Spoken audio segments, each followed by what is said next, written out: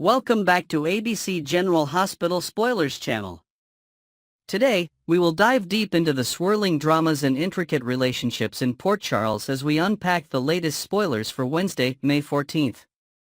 From shocking accusations and secret dealings to heartfelt confessions and mysterious trades, there's no shortage of tension brewing in this beloved town.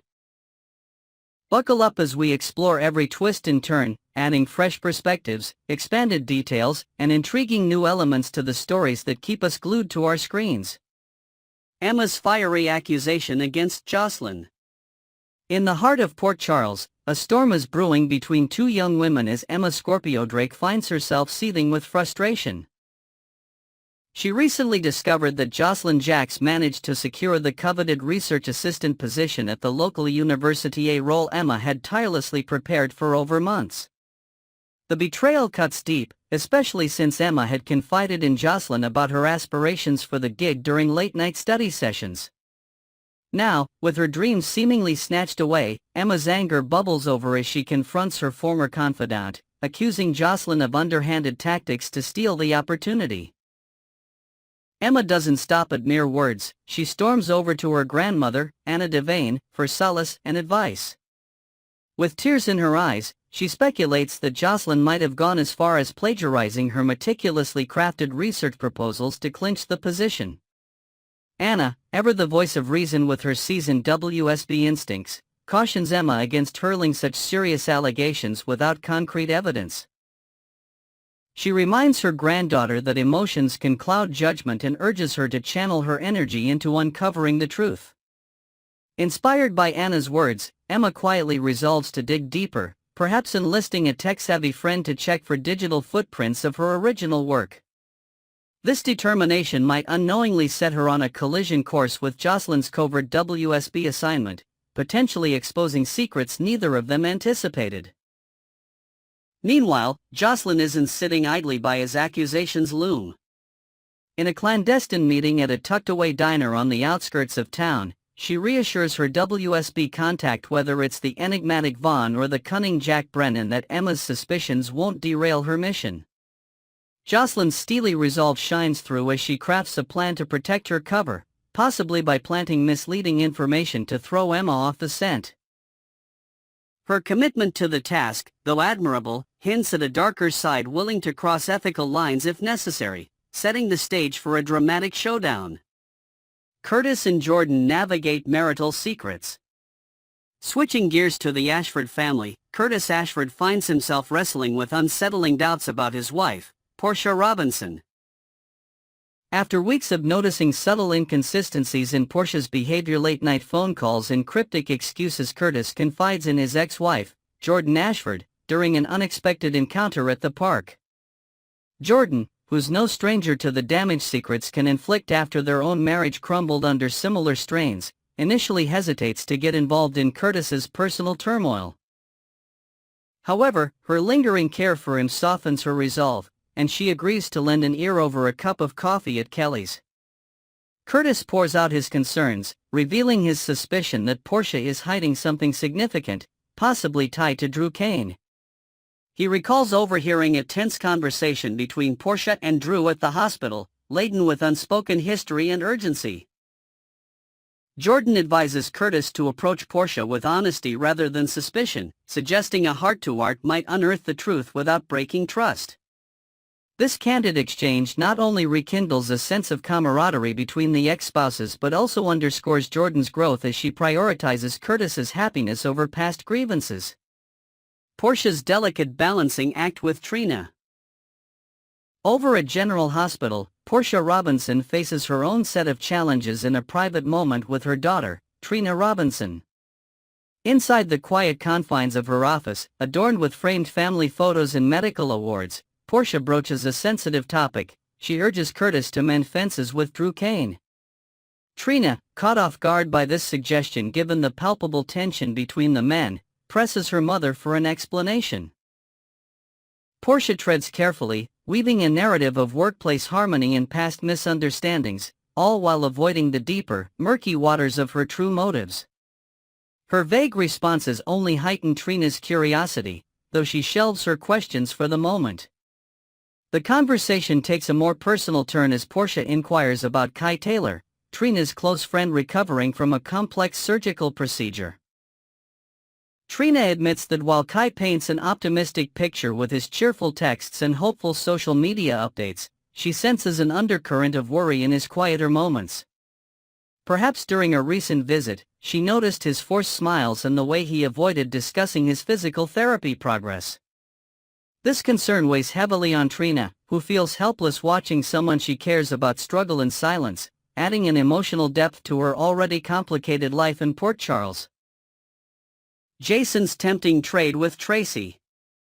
At the elegant Metro Court, a high-stakes discussion unfolds between Tracy Quartermaine and Jason Morgan. Tracy, with her signature blend of charm and ruthlessness, implores Jason to track down her missing great-grandson, who vanished under mysterious circumstances during a family retreat abroad. To sweeten the deal, she dangles a carrot that Jason can't ignore, a favor that could significantly bolster Sonny Corinthos' standing in a current turf dispute. The specifics remain tantalizingly vague, but whispers suggest it might involve critical information on a rival's operations. Jason, torn between loyalty to Sonny and the moral implications of Tracy's request, weighs his options under the glittering chandeliers of the hotel lounge. This trade could be a game-changer, but at what cost? Tracy's cunning smile hints at hidden strings attached, and Jason's gut warns him to proceed with caution in this intricate dance of power and family ties. Sonny's dangerous dealings and Lulu's revelation. Elsewhere, Sonny Corinthos is playing a dangerous game of his own as he meets with Laura Collins at a secluded waterfront spot. With the salty breeze tousling his hair, Sonny argues that striking a deal with the devil, specifically the notorious Jen Sidwell, who's eyeing Sonny's valuable peers, might be the lesser of evils to protect his empire. Laura, torn between her civic duty and understanding Sonny's precarious position, listens with a furrowed brow as he outlines a plan laced with risk and moral ambiguity. This alliance could reshape Port Charles's underbelly, but it might also drag Sonny deeper into a web of treachery. Simultaneously, a bombshell is ticking as Lulu Spencer confides in Carly Spencer at a cozy corner cafe. Lulu reveals her staggering belief that Giovanni Gio Palmieri is the biological son of Brooke Lynn Quartermaine and Dante Falconeri, a secret she stumbled upon through old letters hidden in a family heirloom box. Her instinct is to disclose this life-altering news to Dante, hoping to reunite a fragmented family. However, Carly, ever the protective aunt, raises a red flag, warning Lulu that such a revelation could shatter existing relationships and ignite chaos. Despite Carly's fervent plea to reconsider, Lulu's determination flickers in her eyes, suggesting she might forge ahead, consequences be damned. Next, we will explore the fascinating intersection of sports journalism and daytime drama as we delve into the recurring role of ESPN's Stephen A. Smith as Brick, the formidable security expert for mob boss Sonny Corinthos in Port Charles. From his unexpected debut to his latest jaw-dropping scenes, Smith's journey on the soap opera has captivated fans for nearly a decade. Join us as we unpack his impact on the show, sprinkle in some exclusive tidbits, and ponder the possibility of this broadcasting titan making a permanent home in the world of General Hospital. Brick's badass presence in Port Charles. In the gritty underbelly of Port Charles, few characters command respect quite like Brick, the stoic and fiercely loyal security guru to mob kingpin Sonny Corinthos. Played with undeniable gravitas by Stephen A. Smith, Brick has become a fan favorite for his no-nonsense attitude and knack for handling high-stakes situations. Just last week, viewers were on the edge of their seats as Brick thwarted a sinister plot against Sonny, decisively neutralizing a rogue nurse who attempted to end the unconscious mobster's life in his hospital bed. The scene, set against the sterile backdrop of General Hospital's ICU with monitors beeping ominously, showcased Brick's razor-sharp instincts as he drew his weapon with lightning precision. Social media erupted with praise, with many fans humorously demanding a raise for this unflappable protector. Brick's actions not only saved Sonny but also cemented his status as an indispensable asset in the dangerous world of organized crime. A decade of drama, Stephen A. Smith's unexpected journey. What many viewers might not realize is that Stephen A. Smith's tenure on General Hospital stretches back nearly a decade, beginning with what was initially intended as a fleeting cameo in 2016. At the time, Smith, already a household name in sports commentary, stepped into the fictional town of Port Charles for a single episode, delivering a handful of lines as the enigmatic Brick. However, the show's executives quickly recognized the magnetic energy and raw intensity he brought to the role. What started as a one-off appearance blossomed into a recurring character arc, much to the delight of fans who've grown to adore the monosyllabic tough guy. Over the years, Brick has evolved from a peripheral enforcer to a pivotal figure in Sonny's orbit, often serving as the last line of defense in a town rife with betrayal and bloodshed. Smith's longevity on the show is a testament to his adaptability, seamlessly blending his larger-than-life persona from the sports world into the dramatic tapestry of daytime television. To celebrate his decade-long stint, insider sources reveal that the GH team recently gifted Smith a custom leather jacket emblazoned with Brick's initials during a behind-the-scenes party, an item he reportedly wears proudly on set. This gesture underscores the mutual appreciation between the actor and the production crew, hinting at more thrilling chapters for Brick in the future. Action-packed moments and Emmy whispers. Smith's most recent appearance on General Hospital left an indelible mark on audiences, particularly due to the dramatic confrontation with the assassin nurse. The scene was meticulously choreographed, with producers opting for a slow-motion sequence that amplified the tension as Brick unholstered his gun, his steely gaze locked on the threat. Speaking to People magazine, Smith couldn't hide his amusement at the cinematic flair, chuckling as he recalled, "Pulling out the gun and all that jazz, seeing it slowed down with those dramatic effects, it cracked me up." Fans, however, weren't laughing, they were cheering, flooding online forums with calls for a Daytime Emmy nomination for Smith's gripping guest performance. Beyond the action, this moment highlighted Brick's unwavering commitment to Sonny, a bond forged through years of navigating Port Charles's treacherous landscape. Viewers have speculated that this near-fatal incident might prompt Sonny to entrust Brick with even greater responsibilities, perhaps overseeing a new security protocol for the Corinthos family. There's even buzz about a potential backstory episode exploring how Brick earned Sonny's trust in the first place. Rumors suggest a daring rescue during a botched deal years ago in a seedy waterfront warehouse. Whether these whispers materialize or not, Smith's electrifying presence continues to spark excitement and anticipation for what's next. From ESPN to Port Charles, balancing dual worlds. Outside the soap opera realm, Stephen A. Smith is a titan in sports broadcasting, having joined ESPN in 2003 and currently reigning as the dynamic host of the morning show First Take.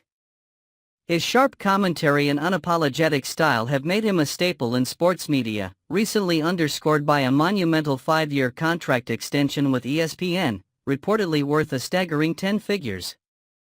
This deal solidifies his status as one of the industry's top earners, yet it hasn't diminished his enthusiasm for side ventures like acting.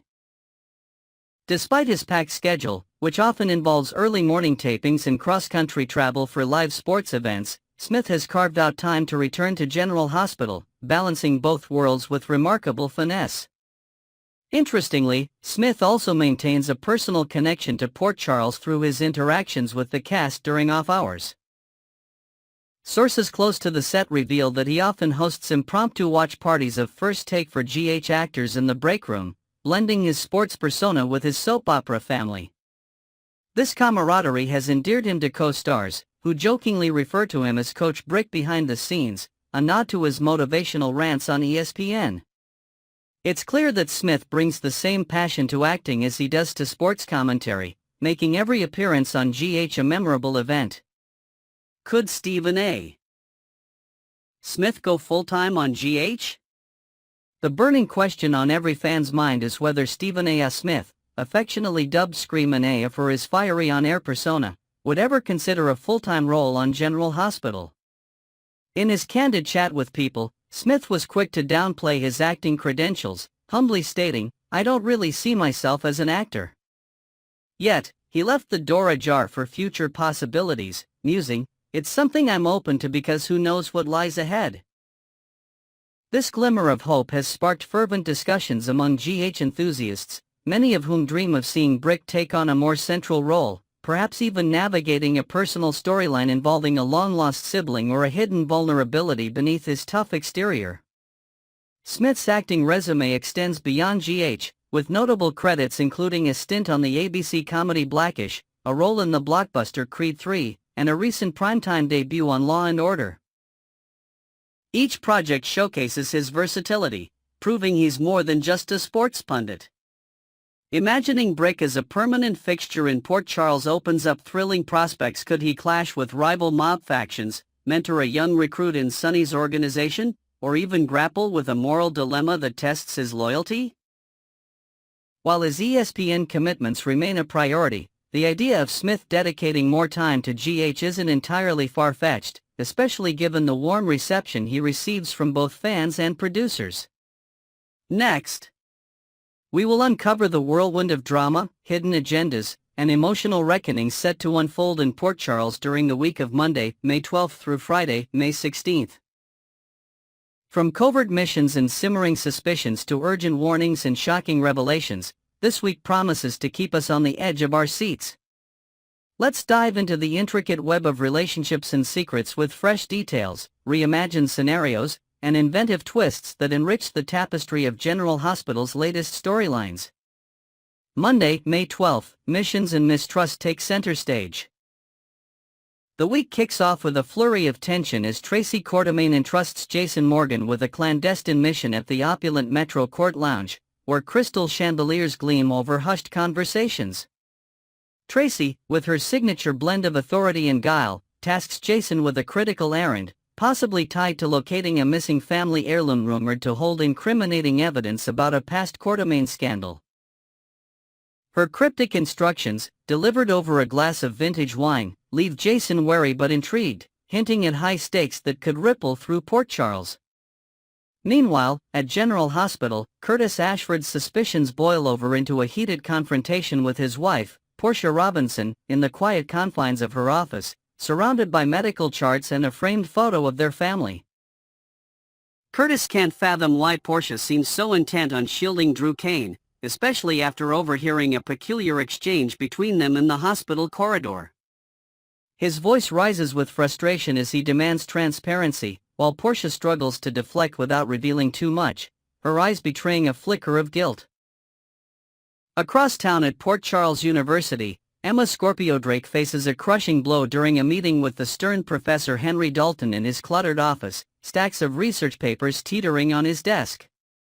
The professor delivers disheartening news. Perhaps her application for a prestigious academic grant has been denied due to a clerical error she couldn't foresee. Emma's heart sinks as her dreams of advancing her studies take a hit, setting the stage for potential conflict with a rival. Elsewhere, Jordan Ashford meets with Laura Collins in a secluded corner of the park, the autumn leaves crunching underfoot, to deliver alarming updates following a tense encounter with Jen Sidwell and Sonny Corinthos. Jordan's voice is laced with urgency as she warns Laura that she's entangled in a dangerous web, possibly tied to a shady business deal involving the docks that could jeopardize the town's safety. At the same time, Maxie Jones seeks the counsel of Anna Devane at a cozy diner, sipping coffee as she unloads her latest worries, perhaps about a risky business venture at Deception that's attracting unwanted scrutiny. Anna's seasoned WSB perspective offers a grounding force, though her furrowed brow suggests deeper concerns. Tuesday, May 13, warnings and promises echo through Port Charles. Tuesday brings a renewed clash of emotions as Carly Spencer corners Lulu Spencer at a bustling cafe, the aroma of fresh pastries mingling with the tension in the air. Carly, with a protective edge in her tone, reiterates her stern warning to Lulu about meddling in secrets that don't belong to her, possibly tied to a family mystery that could shatter long-held bonds if exposed. Lulu's defiant posture hints she's not ready to back down, her mind racing with forbidden knowledge. Simultaneously, Jocelyn Jack seals a significant promise during a discreet meeting in a quiet study room at the university library, surrounded by towering bookshelves. Fresh off landing the coveted research assistant position, she vows perhaps to a shadowy WSB contact or a trusted ally that she'll protect her cover at all costs, even as whispers of sabotage threaten to unravel her plans. Her determination is palpable, though a flicker of doubt crosses her face.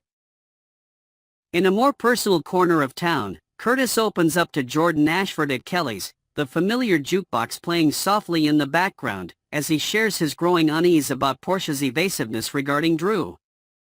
Jordan, sipping her tea, offers a sympathetic ear, recalling their own past struggles with trust.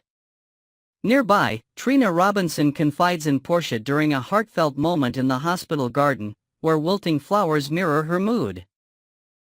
Trina might reveal anxieties about a friend's faltering recovery, seeking her mother's reassurance. Meanwhile, Laura Collins is caught off guard by Sonny Corinthos during an unexpected encounter at the pier, the salty breeze carrying his cryptic words. Even with Jordan's earlier heads-up about potential trouble, Laura's eyes widen at Sonny's revelation, possibly involving a risky alliance she never saw coming.